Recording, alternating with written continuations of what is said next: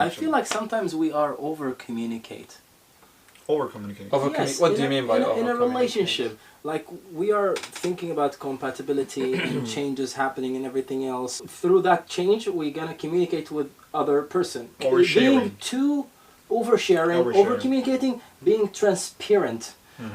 In a way that you think it might jeopardize the relationship. Is that the best policy? Sometimes I feel like being transparent is the best path that I could take in a relationship. The thing is, if you're sharing your information, your knowledge, and your opinion so much to your the person that you're in a relationship, there is no one to wonder about it. So if the person knows everything about you, why the person still struggle or try to learn more about you? They just know you're like on the package. So you have to it's a cliche, but I can say you have to be kind of mysterious person. Imagine that you're in a cafe, or you're going to eat something. He or she already know what you're going to order. So what's the fun? What is the thing that's appealing to in a relationship? What is the thing that you admire about the person? Excited about maybe. Yes, we lose the excitement. When we lose the excitement, we lose the term of love. Interesting. Yes. When you lose excitement, you lose the term of love. Yes. So love to you is excitement. If you the more you excite, the more you love. The more you love, the more you want to look in depth.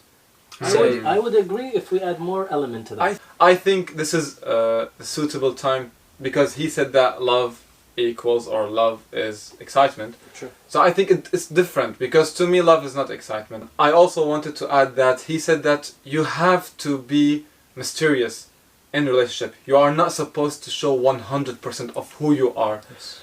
So you think that works only in relationships, or what do you think? Like, what scares you if you showed 100% that the other person will not accept you or they will reject you? Okay, that's a good point. And in that point, as we're human beings, in the old prehistoric times and the years ago, we are curious social being creatures. Yeah. So we always wonder about something. From all the past years, the curiosity, the wondering that happens and that cost the humanity a lot. The thing is, when you just curious about something, when you wonder about something, you want to go in detail, you want to go in depth. So the person that your relationship, if she or he does not want to wonder you, is not curious about what you're wearing, what you're going to eat, what you're going to think, what you're going to say.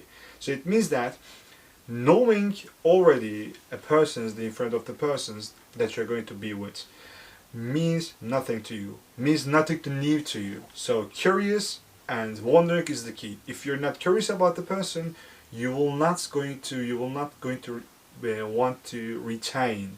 You're not going to sustain your relationship more and more.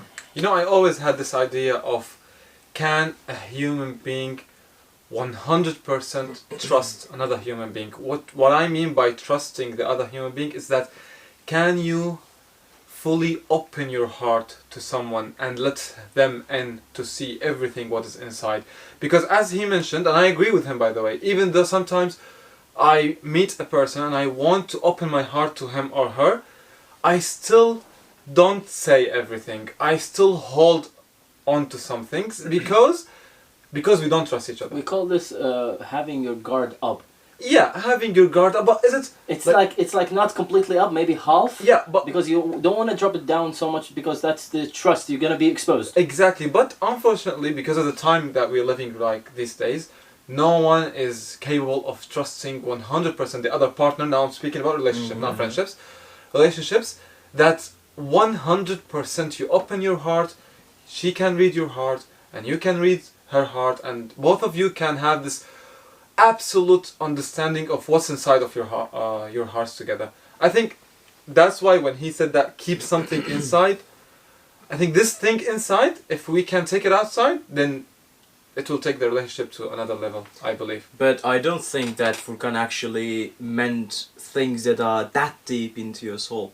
I think he meant something more on the surface level. For example, he said the drink that you're about to order, or the food that you prefer, or the place that you like to go on a Sunday What would morning. happen if you share these things? Why the other No, nothing would happen and nothing would come of it. Nothing bad, in my opinion. But Furkan says that if you become too predictable, if we reach a certain threshold after which I can guess your moves, I can guess your interest and ideas. Yes. Then So I little lose excitement. interest in Yeah. you, which is I think is opposite of love.